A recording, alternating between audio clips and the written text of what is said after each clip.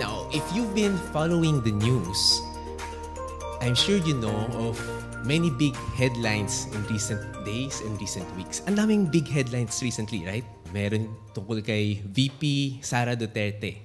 Earlier this week, she has tendered her resignation as the Secretary of Education. And usap-usapan yan sa political arena. Many of the political analysts are discussing this, especially since marapit na yung midterm elections, so ang daming speculations. Many view her move as a political move, and they're saying that the uni team is now officially over. So yan, so big news yan early this week. And then of course, kung kilala nyo to, si Mayor Alice Guo, no? So, well, suspended mayor kasi nasuspend na siya from her alleged link to pogo scams, her massive wealth, tapos ngayon mayroon siyang kaso of human trafficking, and there's this ongoing Senate hearing, patuloy pa rin, kung para malaman talaga kung ano ba yung true identity niya, if she's really Filipino or Chinese citizen who fake her document. So, ang daming news tungkol kay Alice Guo. And so, these are just some of the big news that dominated our headlines in recent days, in recent weeks. But with all these big headlines, many of you probably missed out on some other significant news. For example, are you aware of the road rage incident that happened recently in Makati? Familiar ba kayo? Yung iba sa inyo, maraming umiiling, no? Based on initial reports, a 65-year-old family driver was driving an Innova along EDSA when nagkagit-gitan sila ng isang black Mercedes-Benz na sasakyan. As the two cars were nearing the EDSA Ayala Tunnel, the driver of the Mercedes-Benz allegedly fired his gun at the Innova. Habang tumatakbo yung dalawang sasakyan, nasa kanan yung Mercedes-Benz, nasa kaliwa yung Innova, binaril nung nasa Mercedes-Benz yung Innova. Now, mind you, there were two other people inside the Innova, hindi lang yung driver. A 7-year-old boy and his yaya. Now, as a result of the shooting, the Innova rammed into multiple motorcycles and caused massive traffic in EDSA that day. Now, as for the family driver, yung nag-drive ng Innova, he died that day. And his family and his loved ones have been grieving ever since. Now, I want to ask you, what do you feel when you hear this kind of news? News about someone being killed from a simple altercation on the road. Do you feel bothered? Disturbed? Anyone here upset? Enraged? What emotions are evoked when someone takes another person's life senselessly? Now, another major news that you might have missed out on is the arrest of ex-Congressman Arnie Teves. Now, if you don't know who Arnie Teves is, he won as district representative of Negros Oriental in our last local elections. But in a historic move, Teves was expelled from the House of Representatives last year. In-expel siya. So first time na may ganun. Bakit siya na-expel? Well, mahabang istorya yan, but let me just highlight some of what has transpired in the past year. You see, Arnie Teves is the alleged mastermind of the Pamplona massacre. In March of last year, several armed men entered the residence of then-Governor Ruel Degamo in Pamplona, Negros Oriental. And this armed personnel suddenly opened fire dun sa residence and assassinated si Governor Degamo, as well as 9 other people who just happened to be there at that time. Kasi maghihingi silang dole out. I think it was a Sunday, so may mga papamigay si Mayor, so nakapila lang sila, naghihintay, napaulan ng bala. Now, at the time of the massacre, Teves was said to be out of the country, and since then, he hasn't returned to the Philippines. So this was March 2023. Hanggang ngayon, di pa siya nakaka-apak uli ng Pilipinas. Now, the Department of Justice has filed murder charges against Teves, and there has been a warrant for his arrest since last year. But he remained a fugitive at large. That was until he was arrested a few weeks ago in East Timor. And at the time of his arrest, he was playing golf in a high-end golf course. Now, last time I checked, our government is still waiting for the result of Teves' extradition case in Timor-Leste. So hopefully, syempre, mapabalik siya para he can face his case here. But aside from the Pamplona massacre, there are several other murder charges and acts of violence being linked to the ex-congressman. Again, I want to ask you, what do you feel when you hear this kind of news? News about people being massacred, being assassinated? Do you feel bothered, disturbed, upset, enraged? What emotions are evoked when someone takes another person's life senselessly? You see, if we're being true to ourselves, and if we're really being honest, it's normal for us to feel outraged, to be frustrated, to be incensed. There's just something about taking another person's life that's both unsettling and infuriating. Di lang bothering extremely disturbing. In fact, murdering someone is widely considered as one of the worst sins a person can commit. Tama ba? For many, they consider murder as the gravest form of sin, to the point that it's often used as an excuse for some lesser sin.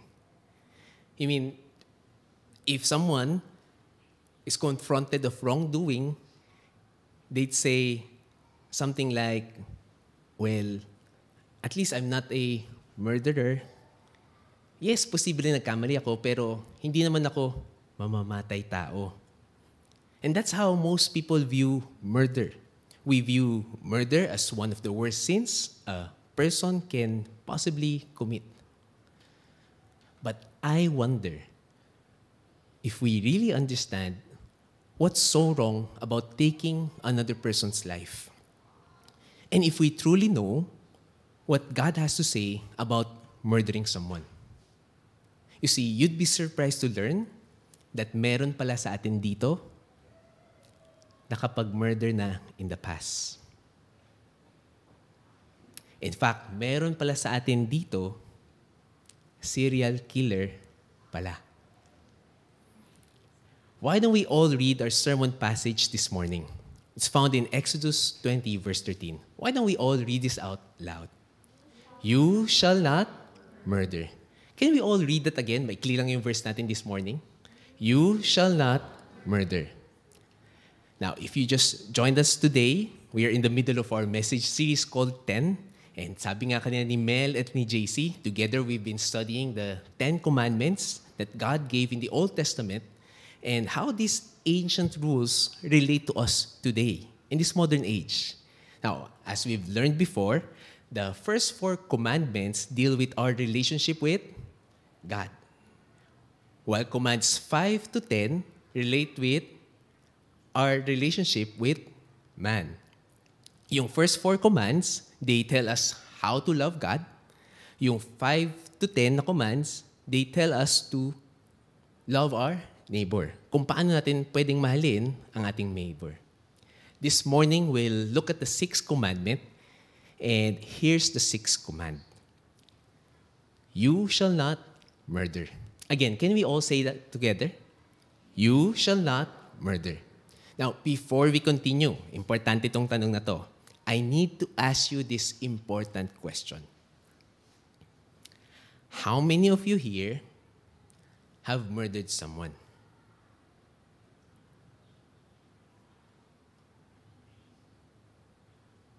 Please raise your hand. Wow, tumataas, di ba? Wala ni isa sa atin ang tatas ng kamay. Kung meron mang nakapag-murder, wala rin naman siguro aamin, di ba?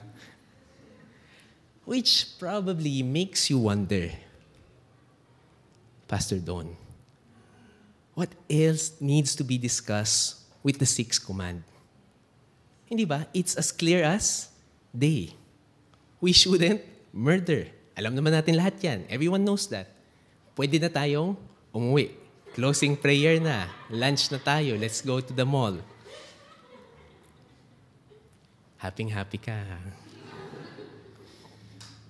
You might even say that of all of the commands, this command does not apply to you. Pastor, I can't relate. However, I think you'll change your mind as you allow the Holy Spirit to speak to you. In fact, you might be violating this very command, pero hindi ka lang aware. And so, here's what we'll do this morning. First, we'll look at the what of the command, what the command really means, and then we'll look at the why of the command. Bakit ba binigay ni God itong command na to? And last, we'll look at the how of the command. How do people actually break this command? So let's start with the what of the command. Ano ba talaga ibig sabihin ng Exodus 20 verse 13? So one more time, can we all read this together? You shall not murder. Now, interestingly, in our English Bibles, there are 4 words for this verse, for this command. But in the original Hebrew text, there are only 2 words. Lo, terza, which literally means no murder. No murder. Now take note, the command did not say, you shall not kill. But you shall not murder. This distinction is significant. Let me explain. You see, killing is a general term for acts causing the deliberate death of a living being. For example, a person may kill cows or chicken for food. And according to God's word, hindi bawal yon. After the great flood during Noah's time, God approved the killing of animals for food. Genesis 9 verse 3 says, every moving thing that lives shall be food for you. In the Old Testament, God also commanded the Israelites to kill animals and offer them as sacrifices. So okay lang pag-sacrifice. And then in the New Testament, we see Jesus and the disciples eating fish. So, siyempre, para makain mo yung fish, patay yung fish, di ba? And so the sixth command does not prohibit the killing of animals. Na dapat vegetarian lang tayo. Sabihin kasi iba, alam mo, bawal yan. That's why if may nakita kang lamok later, dumapo kay Kim, dumapo kay Pierre, okay lang patayin mo. Akala kasi ng iba, the sixth command prohibits all forms of killing. Uy, bawal ang pumatay. So you can't kill a cockroach or a snake. We must respect all forms of life. Thou shalt not kill. But that's not what the original Hebrew text says. Hindi niya sinabing thou shalt not kill. Instead, the sixth command says that you shall not murder. There's a different Hebrew word for kill and another Hebrew word for murder. Now, murder refers to the unlawful taking of another person's life. Another person's life. It's intentional and it's premeditated. It refers to the unlawful, premeditated, intentional taking of another human's life. In a sense, all murder involves killing. But not all killings are considered murders. All murder involves killing, but not all killings are considered murders. You see, murder is different from self-defense. In fact, the Bible does not prohibit self-defense. Let's take a look at Exodus 22, verse 2 together. Can we all read this out loud? If a thief is caught in the act of breaking into a house and is struck and killed in the process, the person who killed the thief is not guilty of murder. Here we see God telling his people that he does not consider self-defense as murder. It means that if in the middle of the night, nagising si Winston and there's someone breaking into their house, Winston may proceed to protect himself and his family. Kasi natutulog pa sila Auntie Jennifer, si Uncle Wilson. Pero si Winston yung nagising. Si Warren, sobrang sarap din ng tulog. Kasi pagod na pagod. If a serial killer enters your house and you see him approaching your children with knife, hindi pwedeng sabihin ni Grant, ay naku, hindi ako pwedeng lumaban. No? Baka masaktan ko lang siya and mapatay ko yung tao. You have the responsibility to protect your family. Now, if in the process of protecting yourself, your family, the other person's life is taken, God says you are not guilty of murder. And this is consistent with our laws for self-defense today. There are times that in order to save a person's life, we have to take the life of an attacker. And so murder is different from self-defense. Now, at the same time, murder is different from just war. Makatarungan na gera. For example, there are numerous instances in the Old Testament wherein the nations around Israel wage war against Israel, against God's people. And God would tell the Israelites to fight their battles courageously. In fact, God even gave them guidelines on how the Israelites should defeat their enemies. This shows us that there are times when war is necessary in order to protect peace and in order to thwart evil. And so fighting to defend one's country is not prohibited in the Sixth Command. No? Pwede kang maging sundalo. Murder is different from just war. Murder is also different from capital punishment, or known as death penalty. Now, for many, they are against capital punishment. They believe that our government has no authority to implement the death penalty. Even the most heinous crimes, hindi dapat natin pinapato ang capital punishment. However, they fail to recognize that God established the death penalty long before the 10 Commandments were given. In fact, I want us to read Genesis 9 verse 6 together. Can we all read this out loud? Whoever sheds man's blood, by man his blood shall be shed. For in the image of God, he made man. Here we see the capital punishment was established by God early in Genesis, centuries before God gave the Israelites His 10 Commandments. Meron ng death penalty. And so the Bible doesn't prohibit governments for implementing the capital punishment. In short, the sixth command does not apply to justified killing in the course of fulfilling one's duty. In fulfilling our duty to protect ourselves and our society, there might be situations wherein another person's life gets taken. But that's different from murder. The Bible distinguishes between a justified killing, like self-defense, to committing murder. What the sixth command prohibits is the unlawful, the intentional, the premeditated taking of another person's life. Now that we understand what the sixth command means, let's take a look at why God gave this command. I mean, what's a big deal? Well, there are at least two basic reasons why God prohibits murder. The first reason is because we are owned by God. Can we all say that together? We are owned by God. In Job 12 verse 10, it says, "In God's hand is the life of every creature and the breath of all mankind." This means that God is the source of life and He is the sustainer of life. As such, only God has the right to take life. Once a person is murdered, it cannot be undone. Pag nagnakaw ka, technically, you can still make restitution. Correct? Pwede mong palitan yung nawala. But if you take a human life, it's impossible for you to give that life back again. Murder can never be undone. And since God is the one who can give life, He should be the only one to take away life. We are all owned by God. But there's a second reason why murder is prohibited.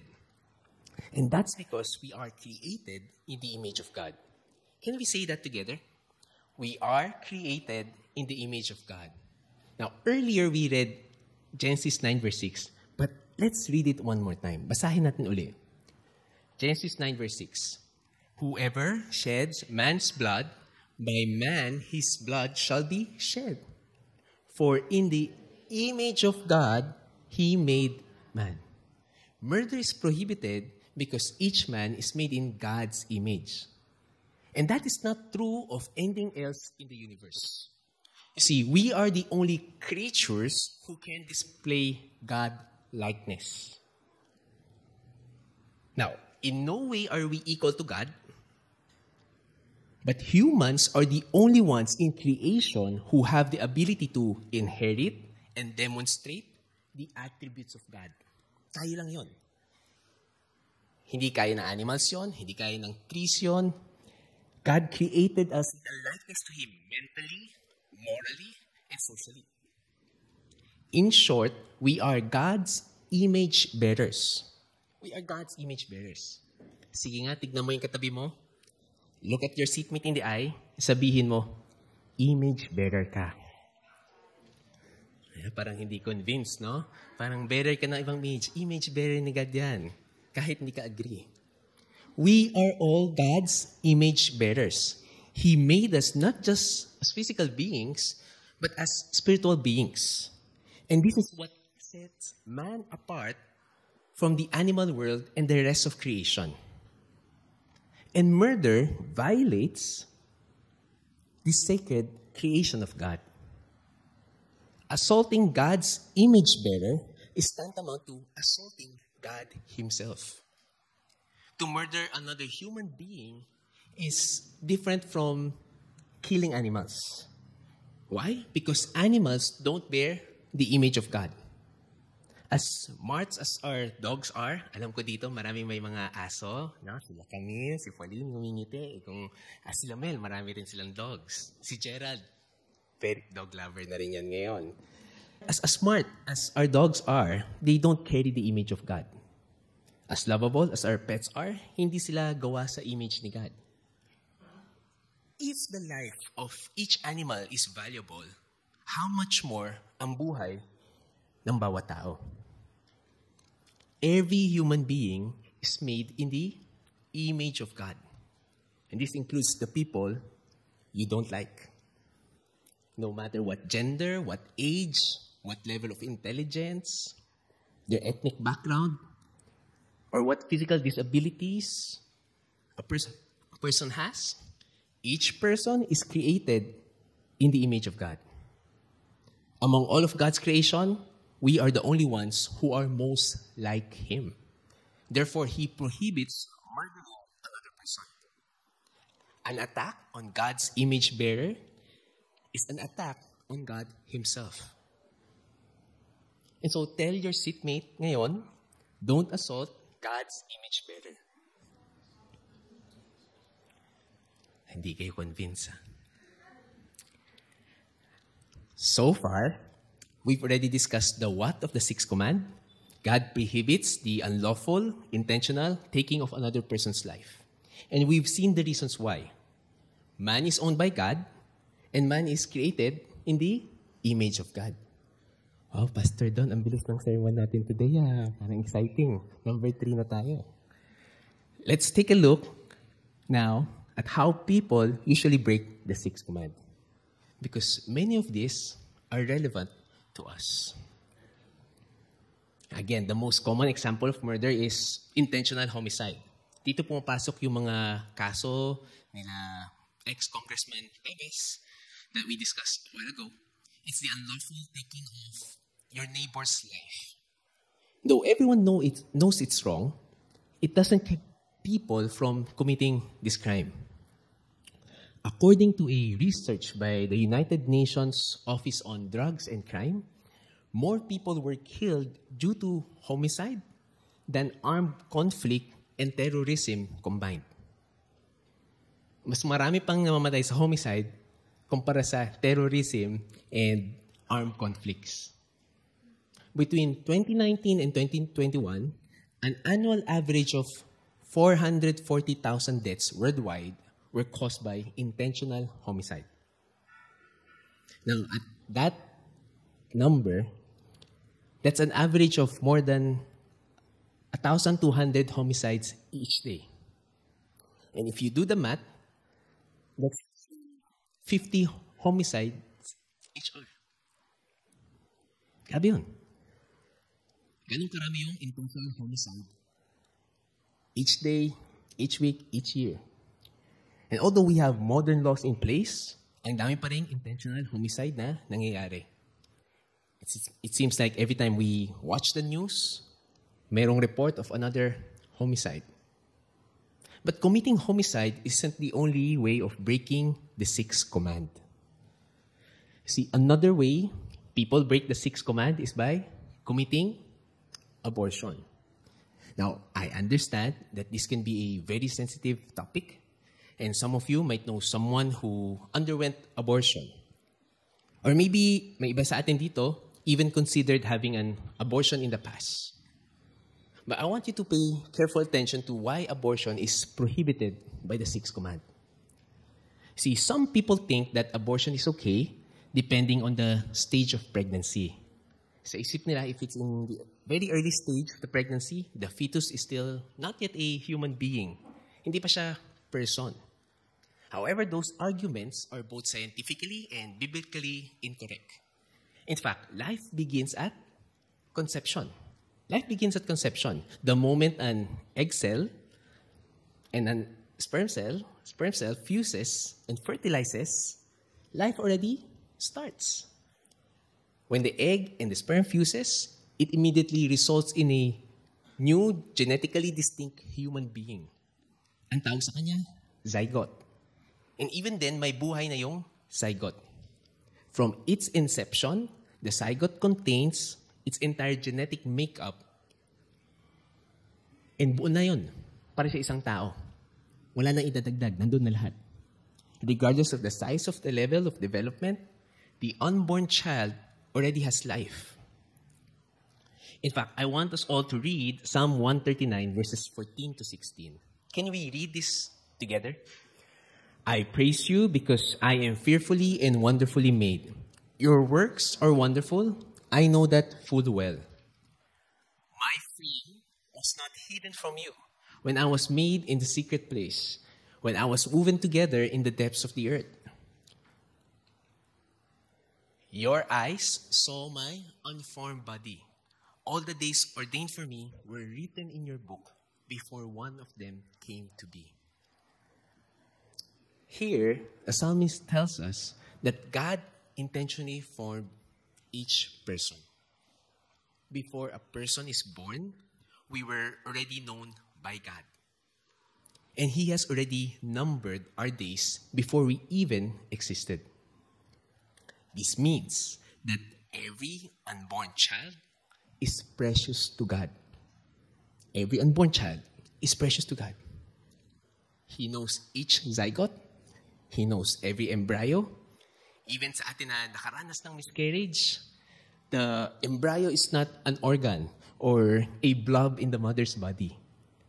While the fetus is inside the mother, the fetus is distinct from the mother. Hindi lang siya basta part. The fetus is not just a potential life, but already actual life. Every fetus is made in the image of God. And when we terminate an unborn child, we terminate a human being created in the image of God. Now, some of you might ask, Pastor, what if a woman's pregnancy is caused by rape or incest? If that's the case, can abortion be an option? What do you think?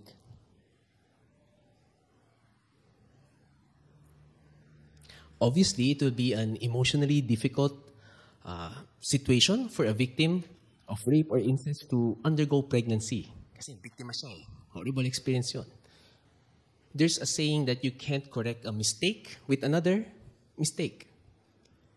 Not to mention that going through abortion is always a traumatic experience, both physically and emotionally. With all the trauma that the victim has experienced, hindi ata wise for her to put on additional trauma. In fact, abortion will never erase the pain of the crime. And abortion may just add more pain. Here's an interesting insight from GotQuestions.org. Sabi sa isang article, a child who is conceived through rape or incest is made in the image of God the same way as any other human. The child's life should be protected just as much as the life of any other human being.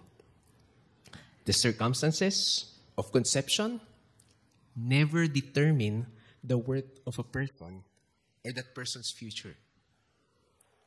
The baby in this situation is completely innocent and should not be punished for the evil act of his or her father.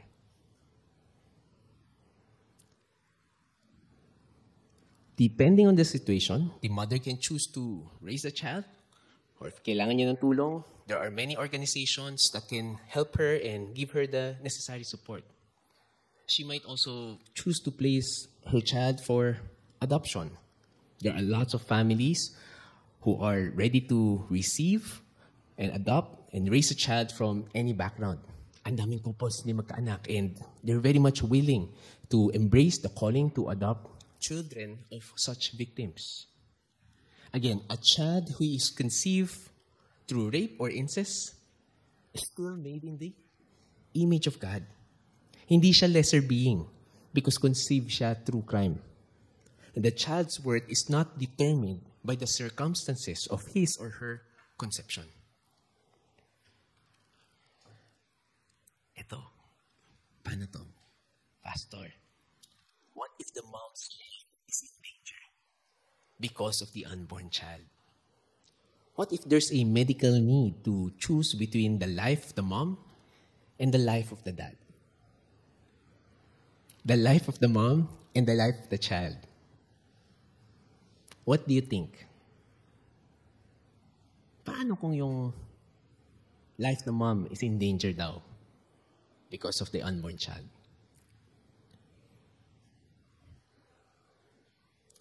Do you know that there's a group of medical professionals who openly declare that abortion is never necessary to save the mother's life? In 2012, over 1,000 OB-GYNs and maternal healthcare experts signed a statement called the Dublin Declaration on Maternal Health. And their statement included this part. Sabi nila, as experienced practitioners and researchers in obstetrics and gynecology, we affirm that direct abortion, the purposeful destruction of the unborn child, is not medically necessary to save the life of a woman.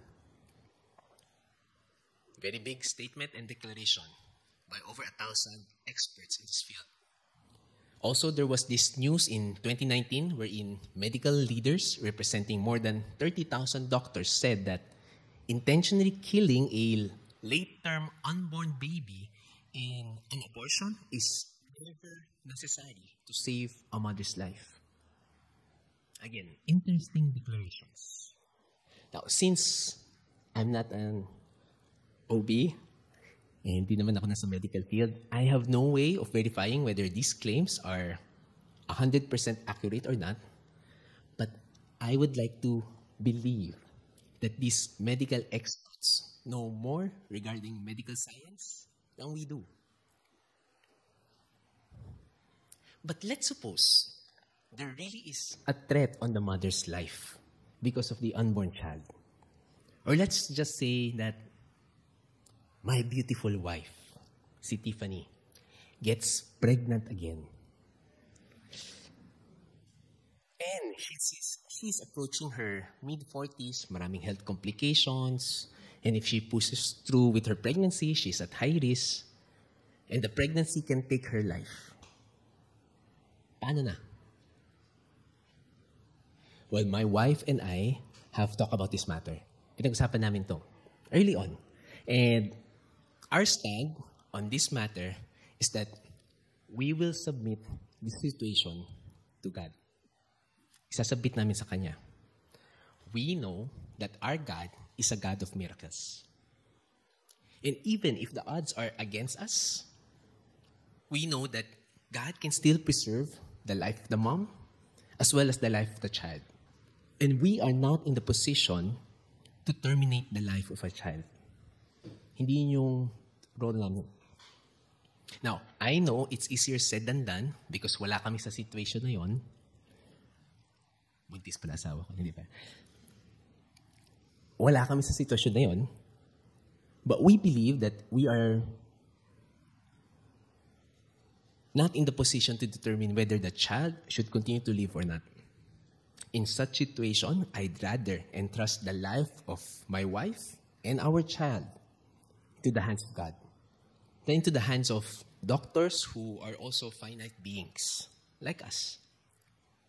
No matter how good our physicians are, no matter how good our medical technology is, may limitations pa rin on what it can predict or do.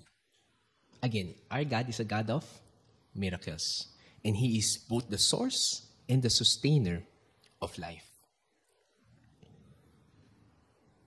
Another way by which people break the sixth command is by committing euthanasia, or what some people refer to as mercy killing. It's the practice of terminating another person's life to limit the pain and the suffering. This is usually done when there's a person who is terminally ill or experiencing great pain. And as a form of mercy, others will choose to end that person's life para hindi na raw siya mahirapan. Very common ito when there's an elderly member in the family who is sick pero hindi pa namamatay. Instead of waiting for the person to die naturally, they fast-track the death process.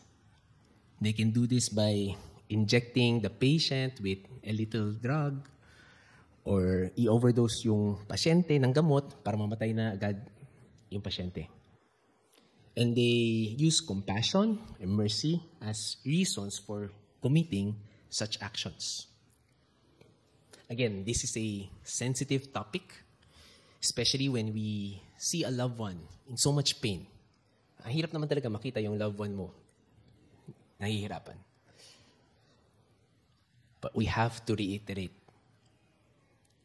each person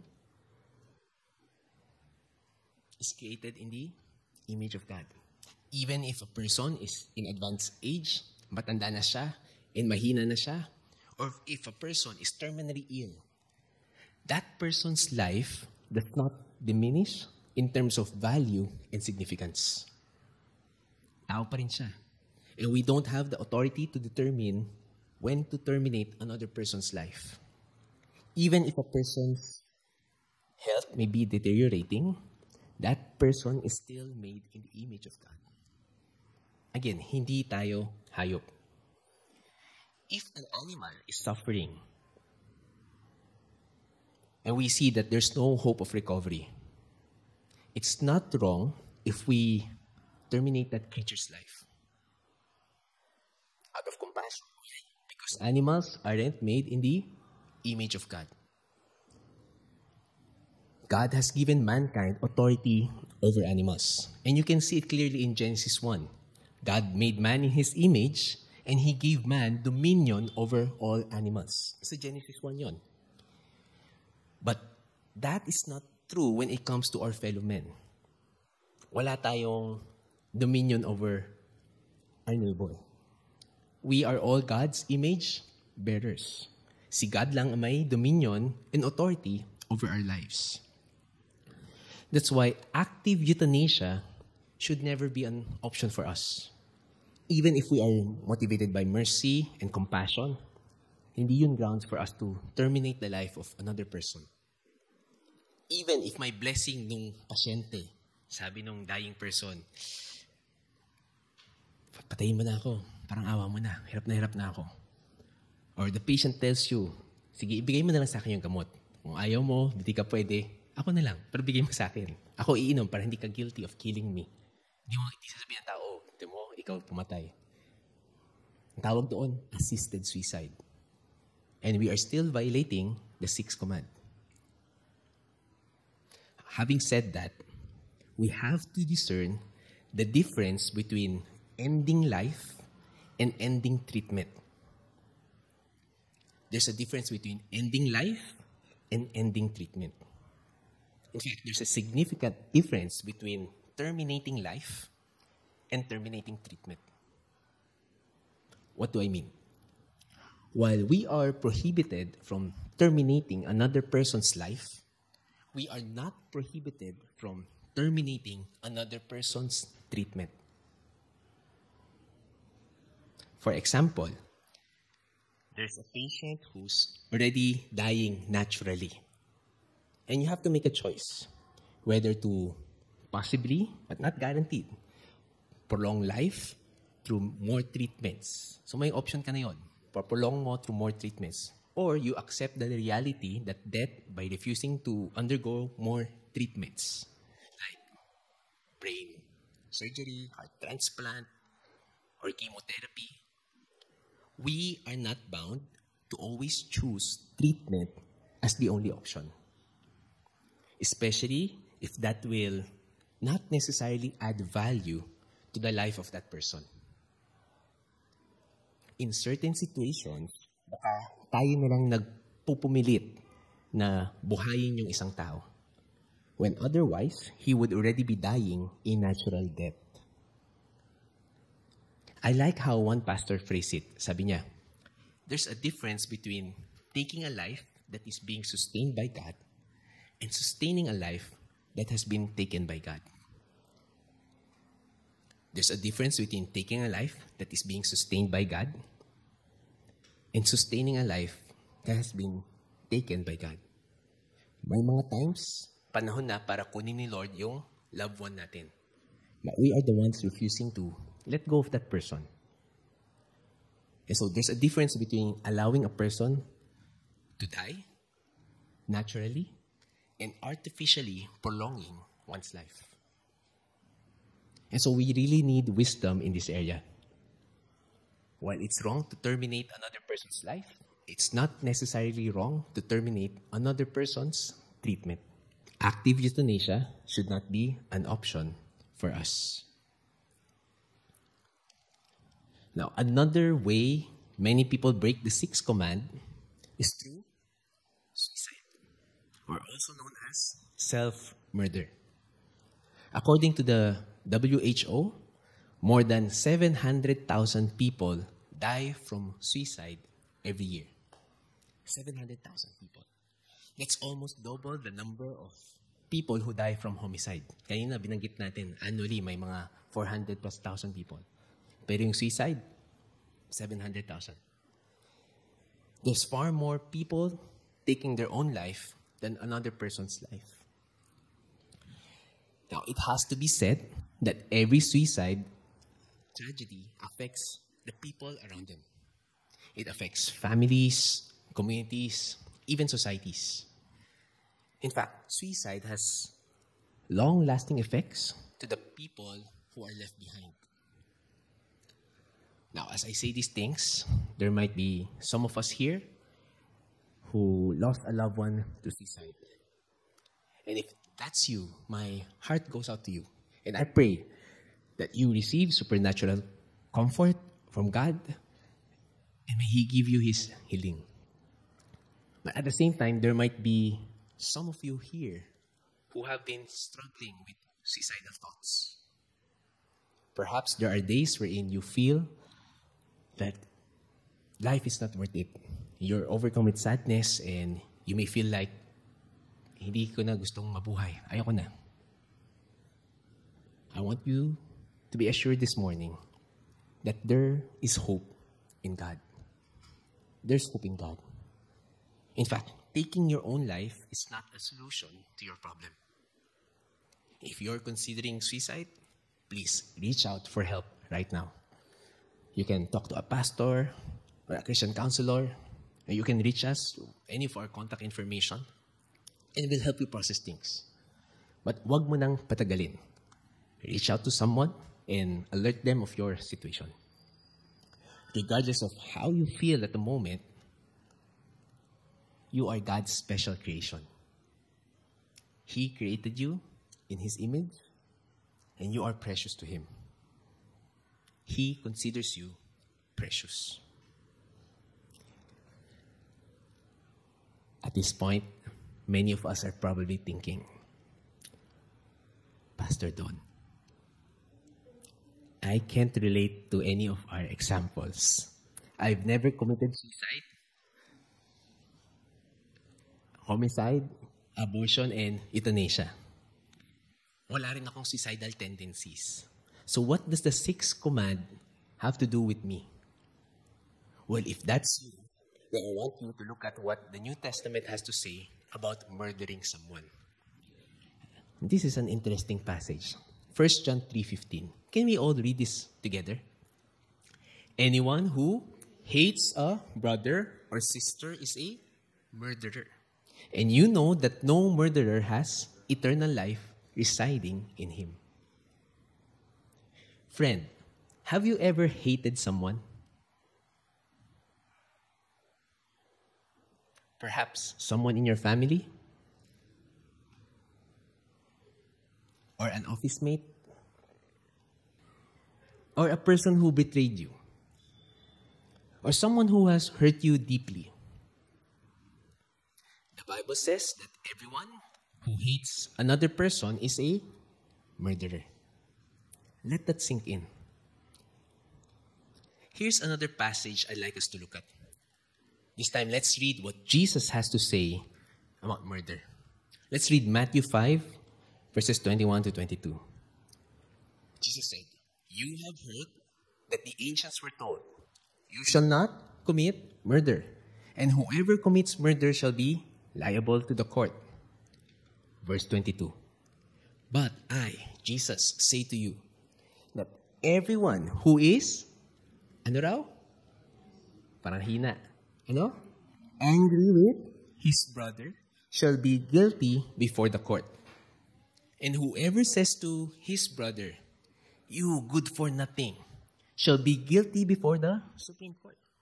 And whoever says, 'You fool,' shall be guilty enough to go into the fiery hell." Now, there's so much we can unpack from this passage. But in summary, here's what Jesus is saying. Murder is not just a physical issue. It's actually a heart issue. Ang akala ng marami, murder is limited to external acts. But Jesus clarified that murder encompasses our internal thoughts. You see, God looks beyond our actions on the outside. He sees our intentions from the inside. We might think that we are good because we haven't murdered anyone physically. But God says you are guilty because you murdered so many people mentally. You see, whenever we get angry with another person wrongfully, or when we harbor hatred against someone, God considers this as tantamount to murdering another person. And if we're really honest, lahat tayo guilty dito. If others can just read our thoughts, we'd be very embarrassed. Because in our thoughts, marami na tayong na-murder. Meron sa atin in our anger, we've actually considered the thought of killing someone. course, hindi natin gagawin physically. Kasi grabe yung consequences eh. But kung walang punishment, kung walang makakaalam, and we can get away with murder, marami siguro sa atin nakapatay na. Others might not be able to read our minds, but God sees what's in our minds and in our hearts. Pastor Don, grabe ka naman. Feel ko na-judge na ako. Hindi ka naman hate yung ibang tao. I just dislike them. Pero di ko sila hate. Well, I want you to consider this. Have you ever called someone stupid? Bobo. Gonggong. Tatanga-tanga. Engot. Engotski. In the passage that we just read, sabi ni Jesus, if you've said to another person, any of this, you fool, makamangmang, or something similar to this, you've already committed murder. Take note, I haven't mentioned the use of curse words against another person, which I'm sure most, if not all of us, are guilty of as well. Meron na tayong namura, whether verbally or we curse others inside our heads. Hindi mo sinasabi, ngingiti-ngiti ka pa sa harap niya, pero sa loob mo. That's tantamount to murdering someone. And sabi ni Jesus, hindi siya less serious than physically assaulting someone. You know why? Because assaulting God's image bearer is tantamount to assaulting God Himself. Even if the attack is merely verbal or in our thoughts, it's still an attack on God's image bearer.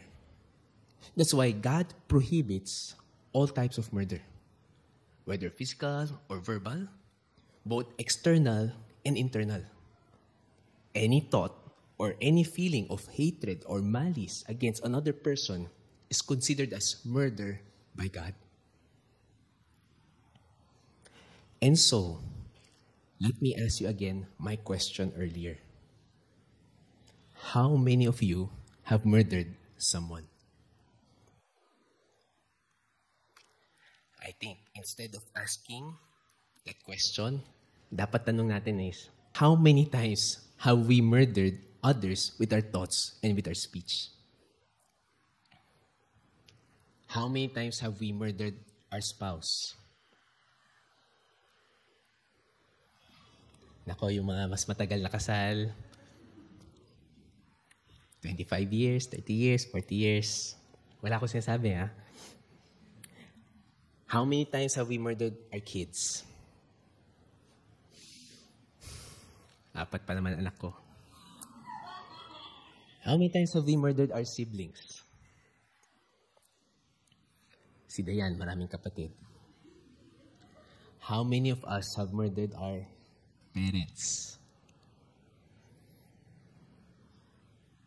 The jeepney driver who cut us as we were driving along Recto, EDSA, and all those people who make our life unpleasant and miserable. Truth is, we're all murderers. Lahat tayo, mamamatay tao. We've all broken the 6th commandment, and we all deserve God's judgment. We're all unrighteous, and we're guilty of sin. That's why we all need Jesus. He alone perfectly fulfilled the 6th commandment. And we need His forgiveness, and we need His righteousness. Now, the good news is we can receive His forgiveness, and we can receive His righteousness. We can do that by putting our faith in Jesus Christ. Not in ourselves or our own righteousness, but in Jesus and His finished work on the cross. You see, on the cross, Jesus extended to us His grace and mercy. Na kahit undeserving tayo, He chose to be gracious to us. He chose to be merciful to us. And if you've been a recipient of such kindness, grace, mercy from our Lord Jesus Christ, He also expects you to extend such kindness, grace, and mercy to others. Through Jesus, we can be gracious and merciful to others. Na hindi natin kailangan umabot sa murder. That we can surrender our heart issues to Him.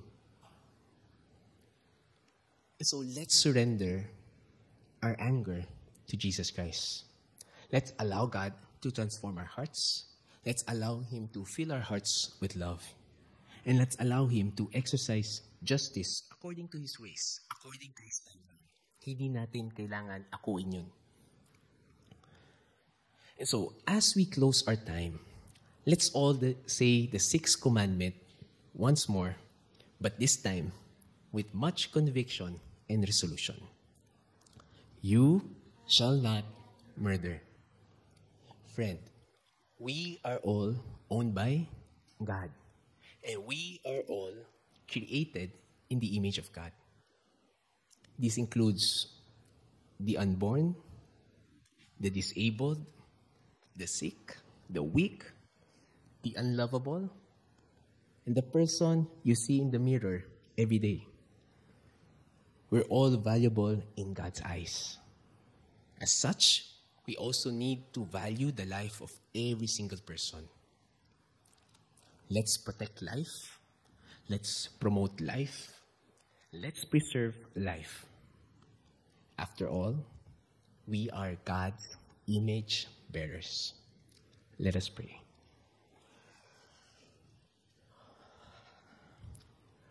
Oh Lord, we're all guilty of breaking the sixth commandment. And there's no point in sugarcoating things. We've all committed murder with our mouths, in our thoughts, and in our hearts. We're so sorry for assaulting your image bearers. We are so sorry for assaulting you. Father, in your great mercy, we ask once again that you forgive us. That you remove from us things in our hearts that are unpleasing, that are before you, that are corrupt, that are wicked. Lord, thank you because you offer us forgiveness through Jesus Christ. And through your Son, we can live victoriously. Whatever sin we've committed in the past, you are able to make us brand new. So please, continue to work mightily in us.